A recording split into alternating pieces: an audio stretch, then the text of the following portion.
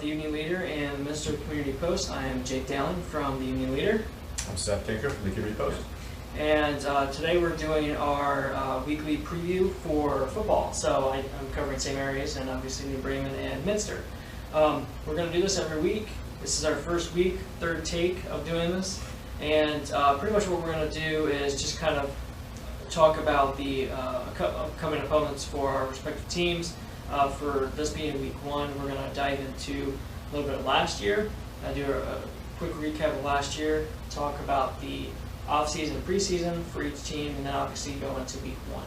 So we'll start with St. Mary's. St. Mary's made the playoffs for the fourth straight year, missed out on a fourth straight WBL title to start the season 1-2, 0-2 in the WBL, but had a lot of quarterback issues. Dylan Troglin started quarterback.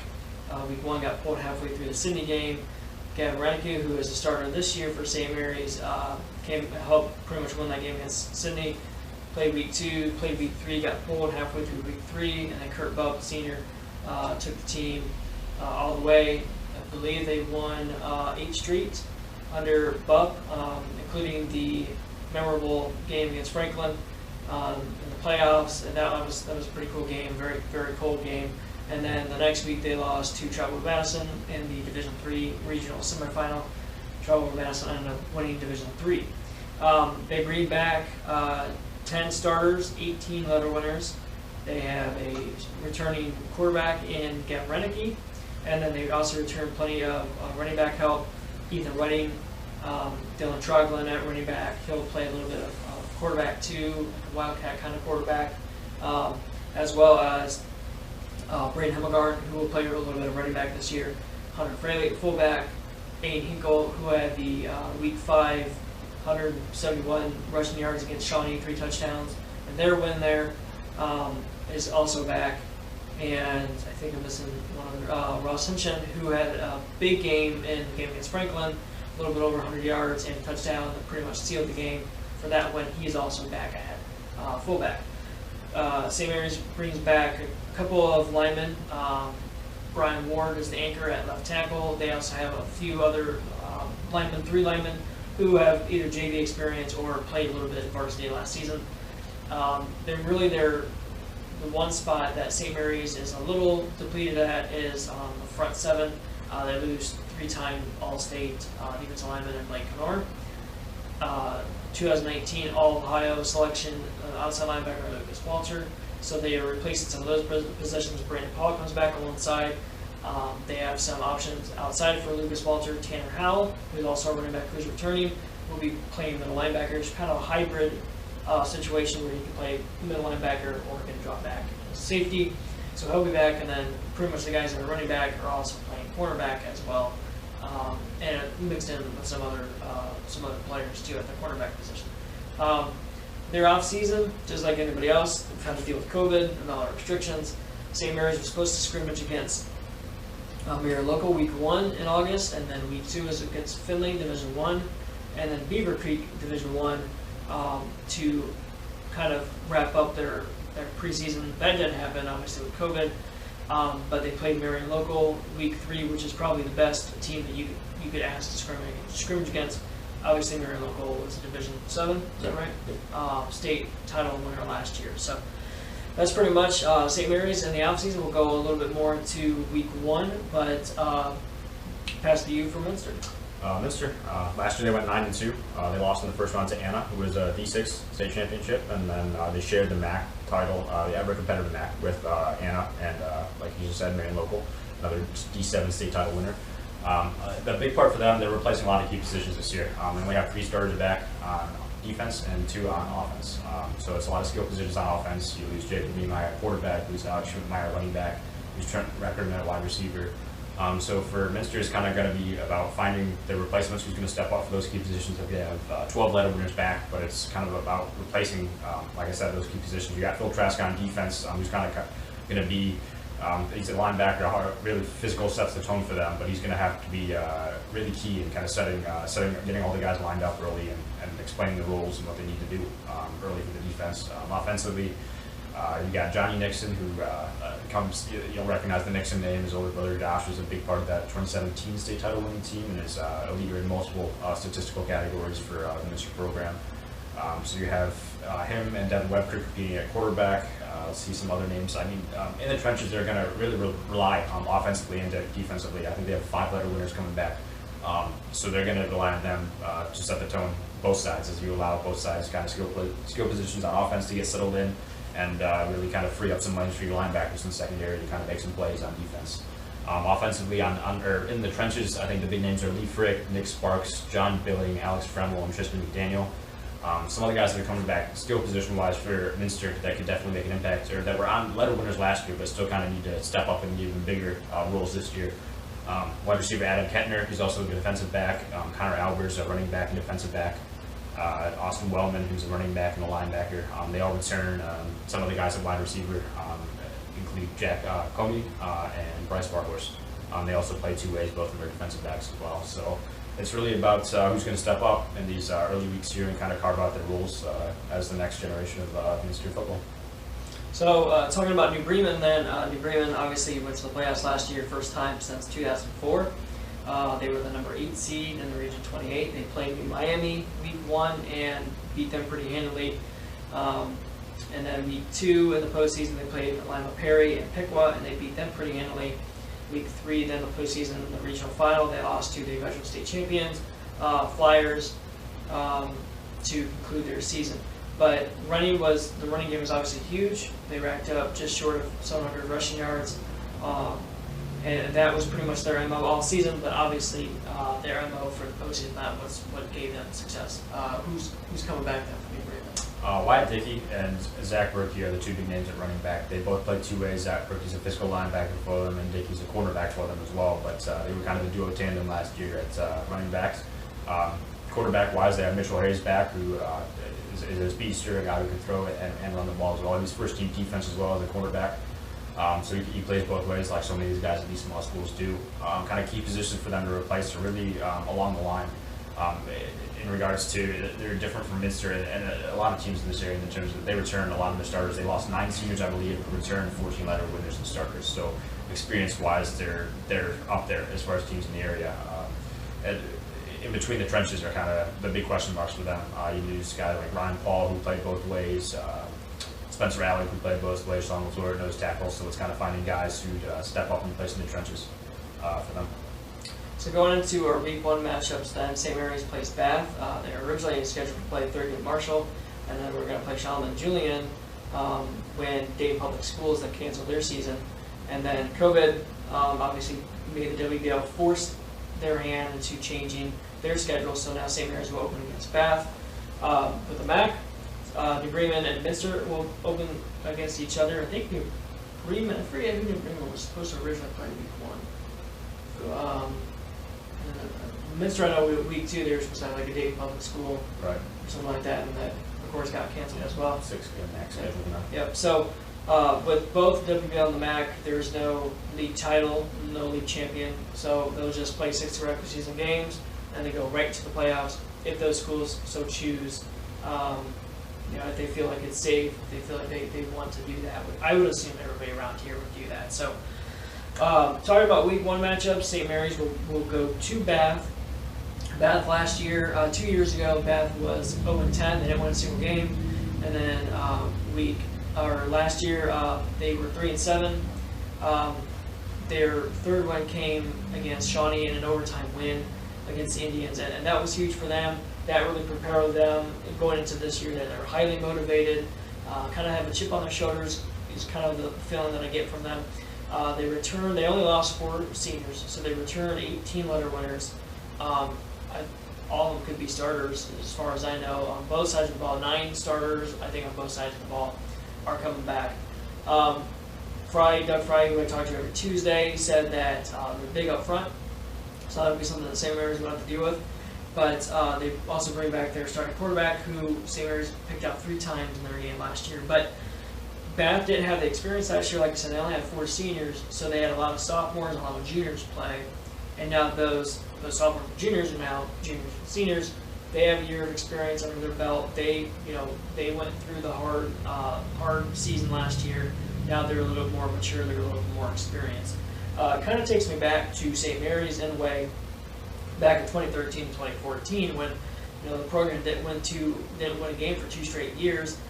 Doug Fry comes back, their first game, they got nothing to lose. Their first game in 2014, they pummel Sydney and just run all over the Yellow Jackets in that game.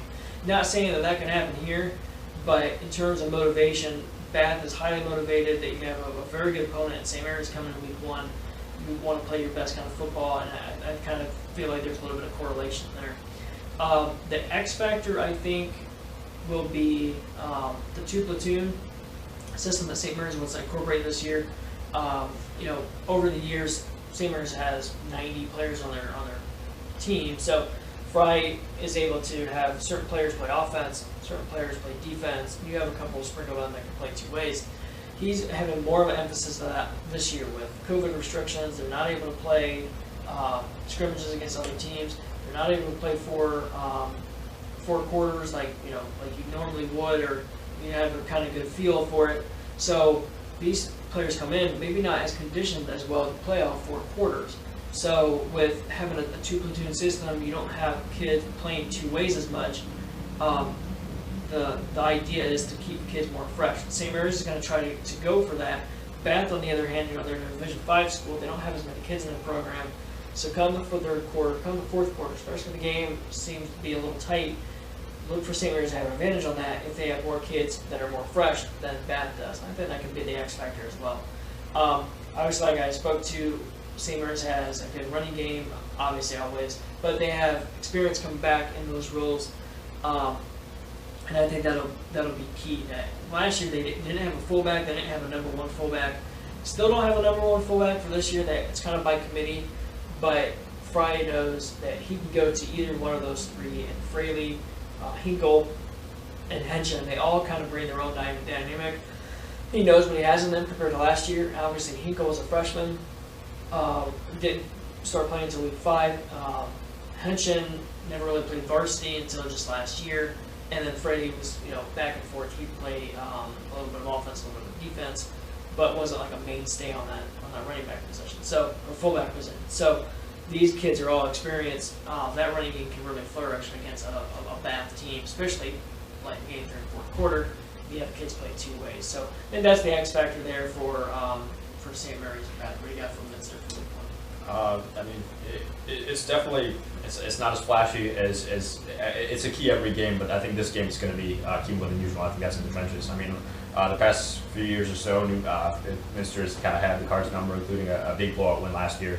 But like I kind of mentioned before when we kind of previewing these 2 teams, it's kind of New Bremen has a lot of that experience returning, and Minster's kind of replacing a lot more players than they usually do. So. For me, we kind of mentioned the guys in the trenches for Minster that they had about 5 winners returning, and for New Bremen that was an important position for them to replace.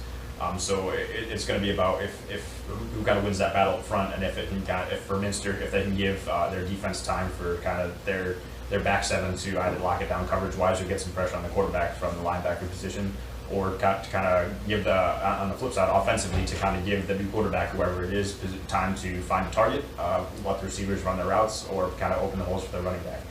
And then for New Bremen, it's kind of the same thing. They kind of hang their hat on the run game. So if they can kind of win that battle up front and get Dickey and Berkey involved early and going early, that can kind of wear down a team, especially replacing a lot of starters on defense in Minster. So. It's just going to be about, I think, in the trenches. I mean, you get the skill positions that score all the touchdowns and the points and the flashing part, but as every week, even though they're not highlighted, but I think more so than prior games, that I think that the battle in the trenches is going to be key to this game. And we talked about earlier that the WBL and the MAC don't have a league champion this year, so you could easily think, well, what's the motivation to have this football season? Everybody's going to go to the playoffs. There's no league champion. You just play games. And talking to a few kids in my fall sports preview, which comes out on Thursday's Evening Leader, I did a story on the seniors and what their thoughts were to have a season. A lot of their friends who were seniors last year, they didn't get to have a season in spring sports because of COVID canceling everything. And so these seniors could have been in the same boat. Right now they're not because they get to have a season. A lot of them said the motivation for them was the fact that they get to have the season. That's all the motivation that they need. For some it was, we have a season, now we can prove how good we are. And I think that's the motivation that they need going into the season. Talking to Doug Fry, asked him that same question. You know, with no league title on the line, everybody gets to go to the playoffs. How do you keep kids motivated? And he said after 50-some practices throughout the summer and then the scrimmage, he said, you know, pretty much that motivation is second nature at this point. They've had to motivate the kids all season long to, yeah, you might not have a season, but you might. And if you do, keep practicing. You want to be ready for a season. Hunter Fultz had told me when I interviewed him for my fall sports preview story, he had said, you know, that's what we worked on. The coaches were telling us to stay focused and to practice, because if you don't, if you practice and you're ready for the season, if you don't and the season happens, then you're screwed. That's pretty much what he said.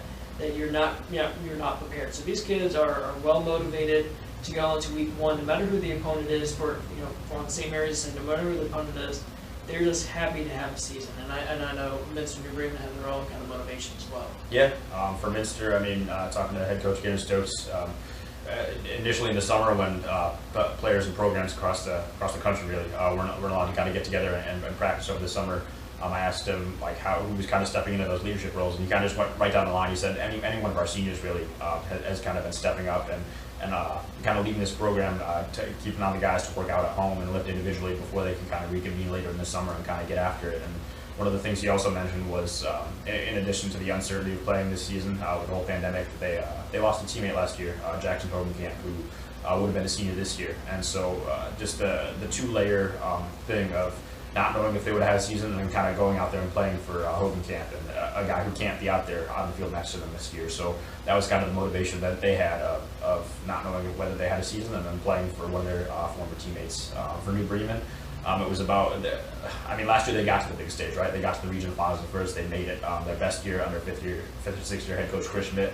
And talking to him for a new post-season preview, he said, I mean, we've shown we can get there, and this year was about kind of getting back to that and saying it wasn't just a one-time thing, it wasn't just a fluke. We've shown we can get there, we can beat these guys, and now after 1 year of that, you don't just want to just fade away and have it be considered, oh, that was a one-time thing. So, I mean, in addition for them, that program as well, like all the other programs, not knowing if they would have had a season, that their motivation comes from that, and then from still being hungry from returning. I mean, a couple years ago they had I think 10 juniors and seniors on their roster, and now they're up to like 36. So just growing the numbers and stacking returning success and returning experience, and they just want to continue to show that they're a program that deserves to be around. All right, good stuff. So that's what we have for our week one preview video. Be sure to follow us on social media. We're always on social media. The Evening Leader Facebook page and the Evening Leader Sports. I also have an Instagram, the Evening Leader Sports on Instagram. And then also be sure to grab Thursday's edition of the Evening Leader. We have the fall sports preview that comes out, and we also have the weekly preview between St. Mary's and Bath. And then what does Community Post have? So our current previews on newsstands right now are football and volleyball, and as well you can follow us on social media at CPS Sports 1896 for Sports News, on Facebook at Minster Community Post. And the same thing, the website is Minster Community Post, and that's one thing you're going to be checking out for both of our websites, the Evening Leader and us. We're doing a little bit of a website revamp with more focused on digital side content. We'll be uploading, all our sports photo galleries and everything to the websites.